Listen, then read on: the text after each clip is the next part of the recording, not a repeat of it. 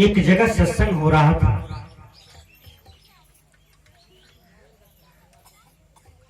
सेठ जी की पत्नी सत्संग की आवाज सुनती है और सेठ जी से गुहार करती है, सेठ जी सत्संग में चलिए। सेठ जी कहते हैं 99 से 100 बनाना है और 100 से 1000 बनाना है, 1000 से लाख बनाना है। मुझे तो मुकेश अंबानी बनना है, मुझे तो धीरू भाई बनना है। क्या मैं इस क्षेत्र का केवल सेठ ही रहूंगा? मुझे तो विश्व लेवल का धनवान बनना है। उसकी पत्नी कहती है, सेठ जी जब आप मर जाएंगे तो आपके साथ में न धन जाएगा, न रुपया जाएगा, न जमीन जाएगा, न तो हम आपके साथ जाएंगे, न तो आपके बेटे बेटी पोता पोती नतनी कोई साथ नहीं जाएंगे और आप दुनिया से अकेले जाएंगे। सेठ जी सत्संग करें, सत्य की कमाई करें, जो साथ में जाएंगे। सेठ जी नहीं मानते हैं और सेठी सत्संग में चली जाती है और सत्संग सुन करके आती है।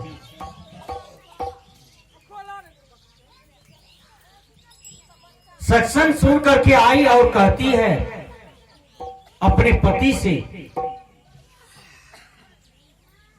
कि महात्मा बहुत सुंदर समझाते हैं, विचार देते हैं, अनुभव की बात कहते हैं, मानव जीवन दर्शन की बात कहते हैं, सुधार से उद्धार की बात कहते हैं। सेठ जी आप समय बर्बाद न करें, आप कल के सत्र में जरूर भाग लें। बहुत करबद्ध प्रार्थना करती हैं। तो सेठ जी प्रश्न करते हैं सेठिन से कि तुम्हारा सत्संग कैसा होता है? तो वो कहती है कि सत्संग मीठा होता है। मीठा के लोभ से सेठ जी दूसरे दिन सत्संग में पधारते हैं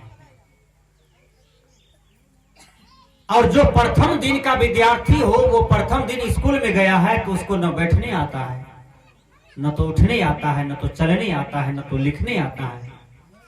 12 वर्ष बसे हैं साधु के टोल, तब सीखे एक के बोल। जिस रणवीर दास की आप दर्शन अभी कर रहे हैं, ये रणवीर दास 1990 में साधु बने हैं। अब विचार कर सकते हैं 33 साल हो गया मेरा। जब मुझे पेंट पहनने का ढंग नहीं था, उस समय हम पूर्णिया आश्रम में गए थे और वहीं से मैं बीए ऑनर्स करके हिंदुस्तान के कोने कोने में जाता हूं, नेपाल के कोने कोने में जाता हूं, मेरा विचार और भजन होता है। 12 बरस बसे साधु के टोल, तब सीखे एक के बोल।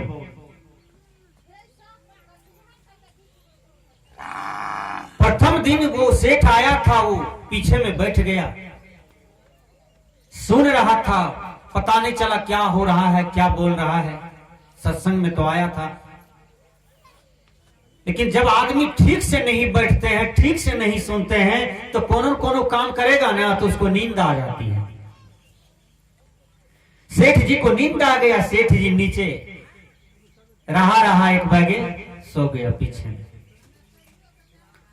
सर्दी हुआ था, दोनों नाक जाम था, मुंह खुला हुआ था, मुंह से सांस ले रहा था। एक कुत्ता आया, सेठ के मुंह में लघुशंका कर दिया।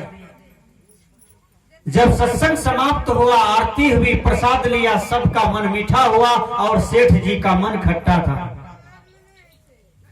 सेठिन कहती है कि प्रसाद खाइए। कहा मेरा मन खट्टा है, जिभिया खट्टा है, धुरछैन है, खरछैन है, पानी लाओ कुल्ला करेंगे। उसमें उसका जिभिया में तो मुंह में तो कुत्ता गड़गड़ा दिया था, लेकिन वो कितनों कुल्ला किया फिर भी नहीं गया। फिर तीसरे दिन सेठिन पटिया करके सत्संग में लाई। पूर्व जन्म के पाप से हरि चर्चा न सोए। हरि चर्चा तो हो रहा था, सत्य कथा तो हो रहा था, कल्याण की तो बातें हो रही थी, लेकिन उसको समझ में नहीं आया क्योंकि वो दूसरे दिन का विद्यार्थी था। फिर उसको पूर्व जन्म का पाप घेरता है। सत्संग में सब सुन रहा है, वो सो जाता है। नाक जाम था, मुंह खुले था, कुत्ता आया फिर मुंह में लघु शंका कर दिया। जब आरती हुआ, आरती हुई, सब प्रसाद लिए, सबका मन मीठा हो गया और सेठ जी का मन खट्टा था, धुरचैन था, खरचैन था। कुल्ला किया फिर भी गंध नहीं जा रहा था। तीसरा दिन आग्रह करती है उसकी पत्नी कि चलिए आज सत्संग जरूर मीठा लगेगा। कहा नहीं जाएंगे, तुम हमको पटिया करके ले जाती हो, तुम्हारा सत्संग धुरछैन है, खरचैन है, बेकार है, महकता है। लेकिन सेठी पैर पर गिर जाती है और कहती है पतिदेव जरूर मीठा लगेगा, चलिए ना। पटिया करके लाती है और सेठ जी आते हैं। सेठ जी आए तो घर वाले कहते हैं अभी नाथो बाबू के यहां हम आए, उसकी नतनी, उसकी पोती आई चरण पखारने के लिए, और उसकी पोती को एक पुत्र रत्न की प्राप्ति हुई है। वह मेहमान को स्वागत है जो मधुबन जैसे गांव में आए हैं, नाना जी के यहाँ हैं। नाना जी नाच करके आज उनका वेलकम कर रहे हैं, संत महापुरुष को मंगा रहे हैं। विचार कीजिए, मंगा करके भंडारा कर रहे हैं। वह बच्चा भाग्यशाली है कि सब दुनिया में आए तो सत्संग लेके आए। नाना जी का संस्कार में जाएगा, वो बच्चा master, engineer, DM, collector, doctor जरूर बनेगा, क्योंकि वो बच्चा भाग्यशाली है। सबके यहाँ सत्संग नहीं होता है, गलत काम हो सकता है, लेकिन सत्संग कोई बिरले करते हैं, कोई बिरले कराते हैं। करोड़ों में कोई एक, लाखों में कोई एक। तीसरा दिन जब सेठ जी सत्संग में आया तो घर वाले कहते हैं आबू आबू सरकार, कुर्सी दे दिया, कहा बैसू बैसू सरकार। सेठ जी बैठ गए, 10 मिनट सुना, पूर्व जन्म का पाप घेरा। सेठ जी उठ करके चल दिया। भक्त जाते हैं वही हिसाब बट्टी करेंगे, समझ में नहीं आ रहा है। जिसको सत्संग समझ में नहीं आया इसलिए वह शराब आज तक पी रहा है। जिस दिन सत्संग को समझ जाएगा वो दिन शराब त्याग देगा। इसलिए दारू पी रहा है, इसलिए किसी की बहू बेटी के साथ गलत काम करता है, बलात्कार करता है, इसलिए सत्संग को नहीं समझा है। माँ बाप को मारता है, दादा दादी को जूता दिखाता है, समाज में बड़े आदमी का आदर नहीं करता है, छोटों से प्यार की भावना नहीं करता है, इसलिए कि वह सत्संग को आज तक समझा नहीं है। जिस दिन उसके जीवन में सत्संग आ जाएगा उसका हर घड़ी आनंद आनंद हो जाएगा।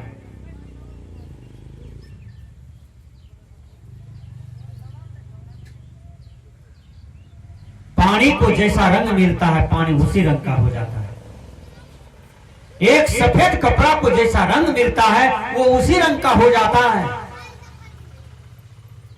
यह सत्संग में एक युवक को बैठना चाहिए, एक युवक युवती को बैठना चाहिए। युवक और युवती आजकल कहां है?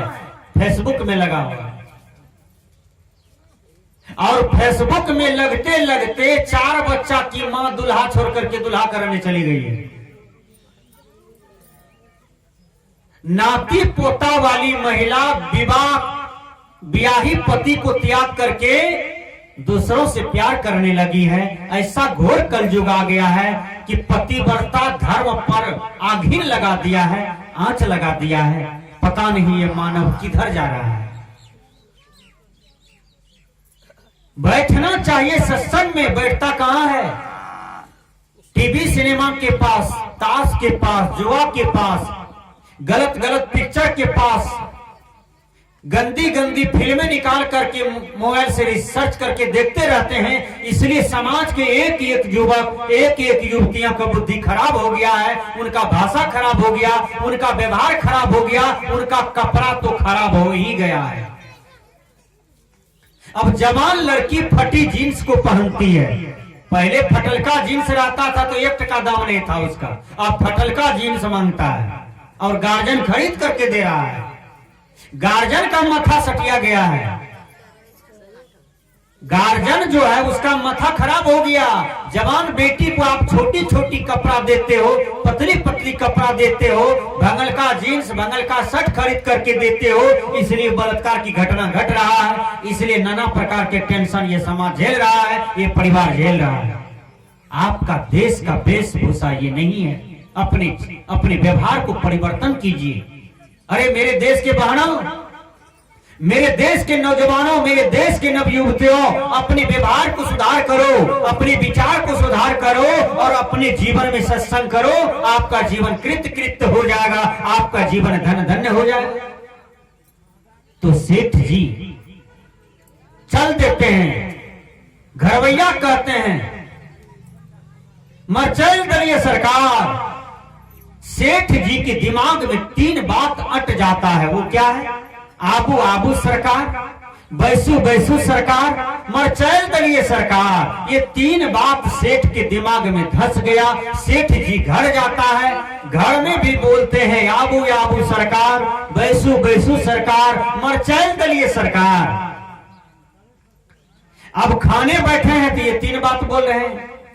पुतहू के सामने खड़े हैं तो यही 3 बात बोल रहे हैं। बेटा के सामने खड़े हैं तो यही 3 बात बोल रहे हैं। बेटा कहते हैं बाबूजी पागल हो गए हैं, ये 3 बात काहे आज आप रट रहे हैं? कहा सत्संग में सुने हैं आबू आबू सरकार, बैसू बैसू सरकार, मरचैल दलिए सरकार। ये 3 बात हमको जच गया है बेटा, बड़ी अच्छा लगा सुनने में, समझ में आ गया है बेटा, दिल से नहीं जाता है। यही 3 बात हमारे दिमाग में अट गया बेटा। देखिए सेठ जी खाते के लिए बैठे हैं और उसकी पत्नी आती है सत्संग से प्रसाद लेकर के। कहा आप कब आ गए? कहा हमको 3 बात अच्छा लगा सुनने में आए। कहा बोलिए? कहा याबू याबू सरकार, बैसू बैसू सरकार, मरचैल दलिए सरकार। ये 3 बात बड़ा सुंदर लगा है। कहा चलिए थोड़ा सा प्रभाव तो पड़ा, आप जरूर बदलेंगे। अब सेठिन भी खा करके सेठ जी के साथ दोनों पति पत्नी सो गए। चोर टहल रहा था, चोर को होरा न फोड़ा सेठी जी के घर में सीन काटने लगे। 12 बजे रात में सेठ जी का नींद टूट गया। सेठ जी कहते हैं आबू आबू सरकार, सिनकट्टा चोरवा घुस ही रहा था तब तक में।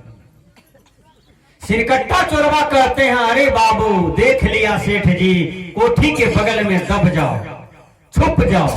सभी छुप गए।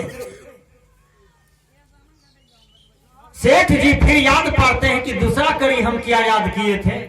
याद पाते पाते एक बार कहते हैं बैसू बैसू सरकार।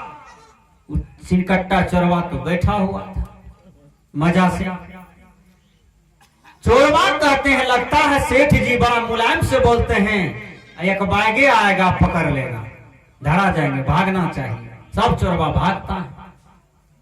सेठ जी ख्याल करते हैं कि तीसरा बात कौन सी है, याद किए थे भूल रहे हैं। याद करते करते याद आ गया। चोरवा जो भागा तो सेठ जी कहते हैं मरचैल दलिए सरकार।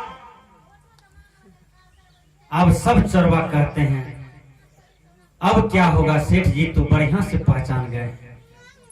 अब सरपंच के पास जाना होगा, थाना होगा, केस होगा, मुकदमा होगा, बड़ी फज्जत होगा। सभी चोरवा घर गए और अपनी पत्नी को भेज दिया, जाओ सेठ के चरण में रोना और कहना माफ कर दीजिए, ऐसी गलती नहीं होगी हमारे पति से।